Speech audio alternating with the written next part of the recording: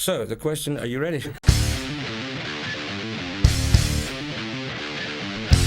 There's something about writing a Toxic Shame song that nothing else can touch. Loud, kick you in the face, ballsy rock and roll with pop sensibility.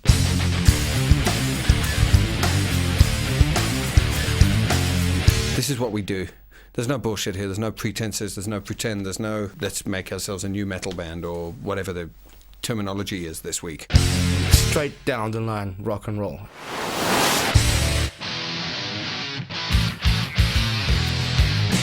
John Buckley ran a studio 96 round about there, and I was in a cover outfit, and we didn't have an outlet for original music. Long story short, he called me up one day and said, why don't we write together? We wanted to just write some music. Let's get together once a week, write a song, and yeah, that's what we did.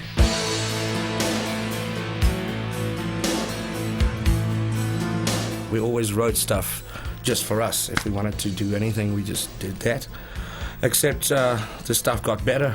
Universal got hold of a copy of one of our demos, and they basically, through friends of friends, they got hold of it, and they basically offered us the deal. We didn't go out looking for it. And they convinced us to make an album, and here we are, we made an album. Take me away, show me home. After the first album, it didn't do much. I moved to Cape Town, and John stayed in the studio, did his thing. And then a friend of ours, Gary Krause. He was like the world's biggest Toxic Shame fan, and he was really disappointed that nothing really happened with the first record.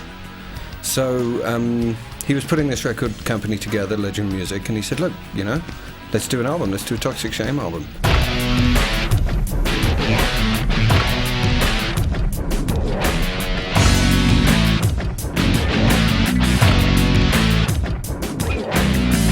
Oh, the big hit was Silent Movie. Took us completely by surprise. I don't think we expected anything to happen with the record, really, and the next thing we were number one on the High Five. And we got, you know, just praise, and even the critics liked it. I remember the one time I was walking around a supermarket pushing a trolley, and I could hear Silent Movie playing in the background over the supermarket's PA. And I thought, man, you know, this month we're the soundtrack to people's lives, you know? That's very cool. It's a really, really cool thing. Silent movie, who's gonna play the part of the unsung hero? We had the hit with Silent Movie, and then the second one was Me.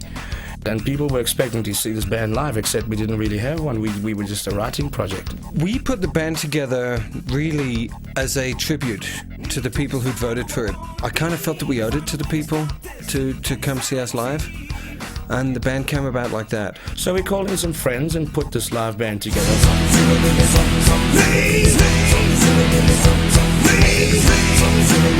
It was great playing live, you know, because I used to play live for a living, and it was always covers, you know, and it was really cool to get out there and like play my own stuff and play our own stuff. The great one was Rock Concert 3. I loved that because we were kind of bold between all these younger bands, and I think people were kind of looking at these older guys and going, what the hell is this? And we, dare I say, blew them out of the water. We gave them hell, we gave them a run for their money. What I liked about Rock Concert 3 was at the end when we did Silent Movie, they didn't want to let us off the stage. That was cool. Never saw myself left up on your shelf. Yeah, we'd done a few gigs. We were already playing live quite regularly, and I just felt it was time to write some more songs again. And I thought, I know that the record company felt differently about it, but I felt Tender Loving Abuse had pretty much run its course on the radio. We'd had a couple of good singles from it, and I thought it was, you know, time for the next one. And it wasn't really sort of until the fourth or the fifth song that we kind of found the niche where we wanted to go with this album. It's when Roller Coaster Ride came about, that was kind of the turning point.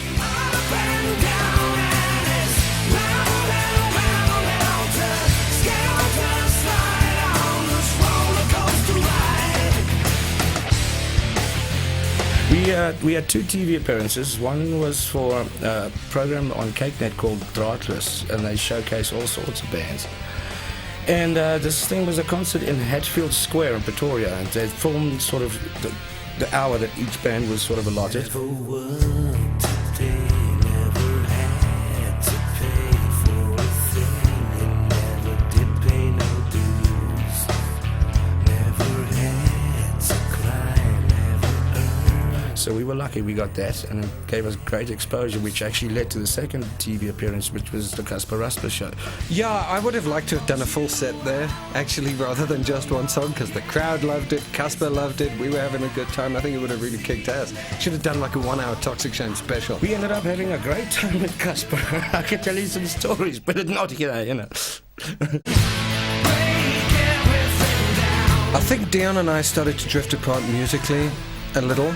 It kind of started a little bit on Kicking and Screaming. You know, the record I wanted to make and the record Dion wanted to make were actually two different albums. I think a lot of the success that we had, the so-called success, caught us unawares. We weren't really ready for it. We were just having fun like we did since '96, and all of a sudden there's a band and 2 other members in it. And, you know, with this comes responsibility. You got to start gigging and you got to start investing, and I don't think all of us were kind of, headed in the same direction. The band was never supposed to be a band. It was supposed to be a writing project, and I think we actually lost sight of that. We stopped writing.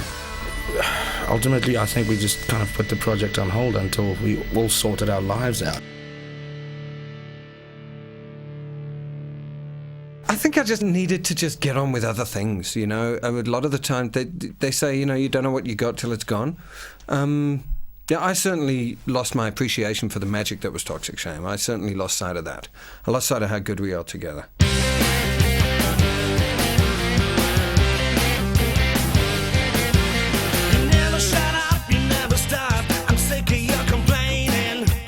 I called him up and he said, well, come down, come see me at the studio. And we started talking, and we spent like 5 minutes in a room together and said, jeez, man, let's write a song. What are we waiting for? Well, let's write some songs and see what comes out of it. The very next week we got together, we wrote a song, and it was just amazing. And I remember we were nervous, both of us, because we haven't done this for 2 years and we kind of haven't really spoken. So it's like, shoot, how's this going to, I wonder if we can still do this, if we're still good. And it took 2 minutes, man. And we were in it, and he said, yes, we're back, this is great. I'm packing you in, I'm shipping you out. We are bringing out a new album, and the album is called Detox. Well, with the new album, being back is just, it's wonderful. The whole band feels like a new thing. It's got new life. Everybody's enjoying everything again. And I think this album covers pretty much every style Toxic Shame as a writing project has ever touched on. Certainly for me, it's a much more honest album. It's a much more authentic album. It's a lot more, this is what we do. It's raw. The tunes are great. We've got some different subject matter this time. It's wonderful, and just, to work with our friend again, it's the best thing that's happened to me so far.